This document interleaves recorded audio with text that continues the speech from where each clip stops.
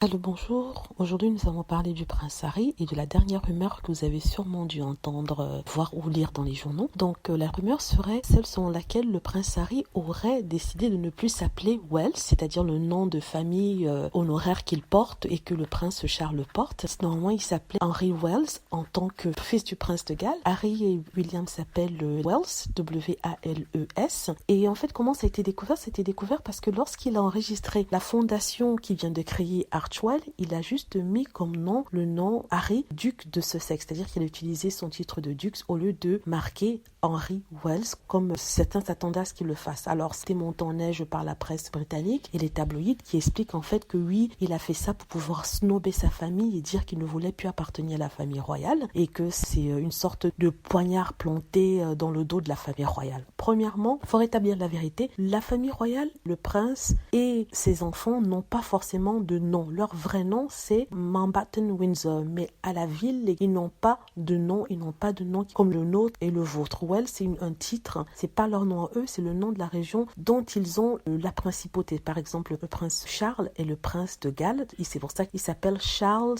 Prince of Wales. Charles Wells. Ses enfants, de ce fait, devraient s'appeler Harry et William Wells. Mais c'est pas un nom légal, c'est juste un titre. Donc, leur vrai nom, c'est Harry ou Henry Mountbatten Windsor. Donc, sur le titre de sa société qu'il a montée, c'était plutôt sa société Travel Listing qu'autre chose qu'il a monté. Il n'y a pas ce nom-là. Il a juste mis son nom, son titre de duc de Sussex, ce qui est normal dans l'aristocratie. Les aristocrates, ou alors ceux au sang bleu, n'utilisent pas forcément leur nom soi-disant de famille, mais plutôt leur titre. Ça, les médias ne l'ont pas spécifié.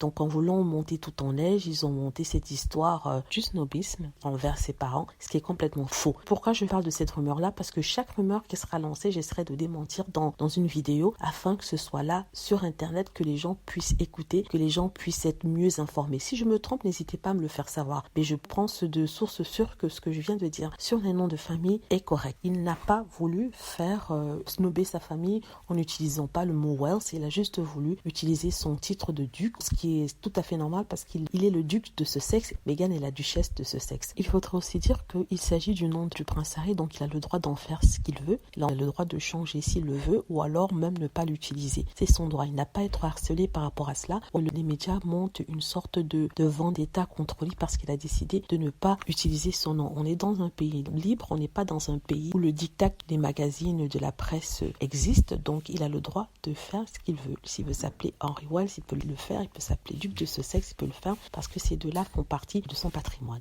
Donc, merci d'avoir écouté. N'hésitez pas à cliquer sur like si vous avez aimé et à vous abonner pour plus de vidéos. Merci.